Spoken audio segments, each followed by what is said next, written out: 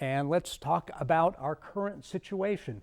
We do see some possibilities of precipitation, but you know what? Below the clouds, it's very hot, and all of this potential precipitation is evaporating before it hits the pavement.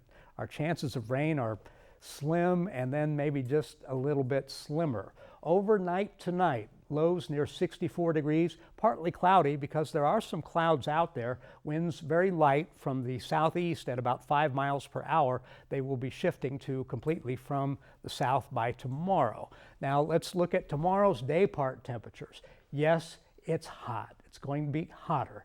91 or so for tomorrow's high temperatures, and all you really have to remember about tomorrow is 70, 80, and 90. We're into the 70s already by close to mid-morning. Before noon hour, we're into the 80s, well into the 80s, maybe the mid-80s, and then in the mid-afternoon, our temperatures are going to hit the 90s and stay there for a while. And speaking of a while, let me turn back around, because Sunday and Monday, high temperatures in the mid-90s. Now, these are not record temperatures.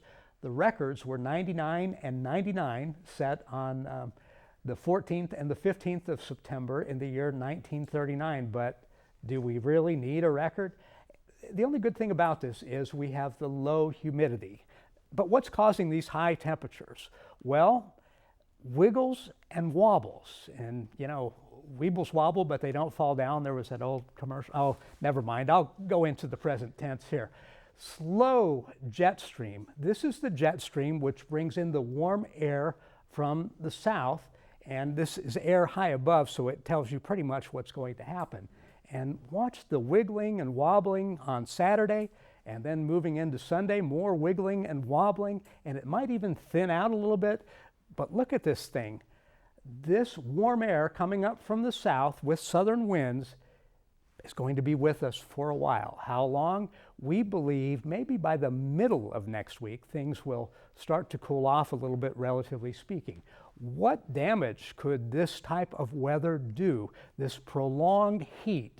Well, in the northern hemisphere, and especially our friends over in England, are experiencing something called branch drop syndrome. And we're seeing some of that around here. You see, this is not a clear cut here. This is just a big tree falling over. And besides the trees, big branches are falling over. So they're telling you at this point, don't take shelter or even shade maybe under the trees for too long. Our 7-day outlook, look at our average extremes for this time of year. Normally we'd have a high of 82 and lows in the 50s, but that's not what we have, not at all. Our temperatures are moving up into actually toward the middle of next week, and then and only then we have some dropping, but still above average for this time of year. So it's interesting from a number of standpoints, but it's going to continue for a while.